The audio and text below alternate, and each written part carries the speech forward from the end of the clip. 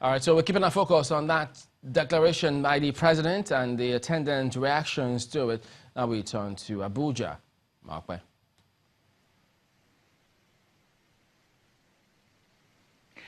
Thank you, Chamberlain. We have with us in the studio Mr. Festus Keyamo, a senior advocate of Nigeria and also a member of the All Progressives Congress. You're welcome to Sunrise Daily. Thank you for inviting me. I remember speaking with Mr. Femi Adesina yesterday, and he said that this declaration took them all by surprise, that they were not expecting it. Looking at the president's body language, they could never have told what was going to come. Did this also hit you as a surprise?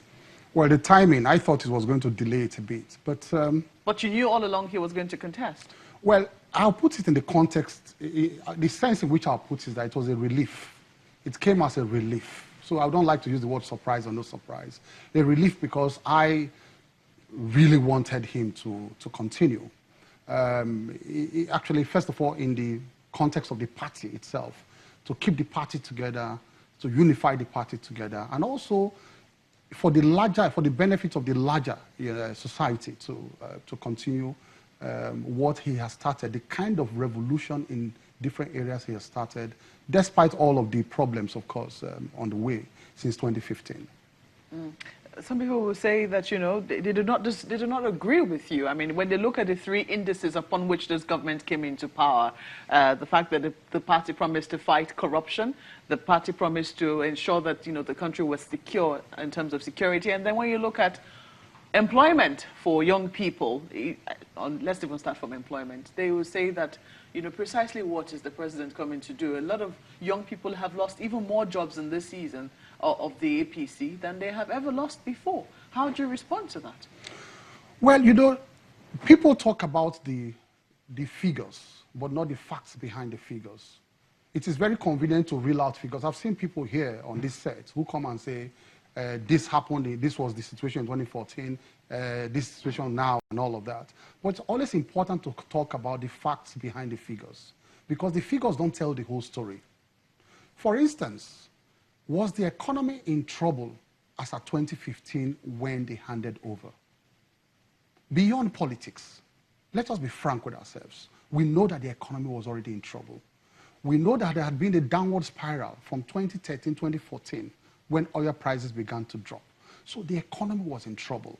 And of course, it reflected in the exchange rate. You know, too, that as at 2015, when they handed over, what was the exchange rate? It had begun to slide down. It was about 220 at that time, as of May 29, 2015, when they handed over. So the economy, because of the way it was massively mismanaged, was already in trouble at the time this government took over. It is only people who are not perhaps informed that they tell these stories to about the figures and the figures, you know, without the facts behind the figures. Do not forget also that in a bid to also halt this slide, people are not talking about the massive social investment program that this government has started, that has so far provided jobs in excess of 200,000 now, with another 300,000 waiting to be employed. I mean, we keep talking about that. The government spokesman will come and tell you more about the details of that program. But Senior Advocate, I want to take you up on that, because, you know, the government talks a lot about that, almost at every given opportunity. Even when Bill Gates was here, you recall that was the vice president's chief point, that, look, we're doing this for our people. But when you look at the facts, that's how many billions now? It's 1.5 trillion over 3 budgets. Of course, 2018 hasn't been passed, so that's just 1 trillion. But out of the 1 trillion, 175 billion, that's 17.5% of the money cash released. We know that even the Npower, they said 500,000, we're looking at 200,000. So we've seen the shortfalls even in the one that government is boasting about. What are your thoughts on that? And is the commitment really there to reverse the trend in unemployment? The fact is that there has never been any kind of program like that before. So even the commitment to it, the conceptualization of that type of program that goes directly to the people, directly to the masses of this country, and to the very poor. No program in the history of Nigeria has targeted the very poor like this kind of program. So the effort alone, the cash releases may not meet the targets, you know, originally proposed, but the effort is there, and it's an ongoing process. And we should be happy about this type of effort that they are making to target the very vulnerable and the very poor in society. I think it's something to be commended.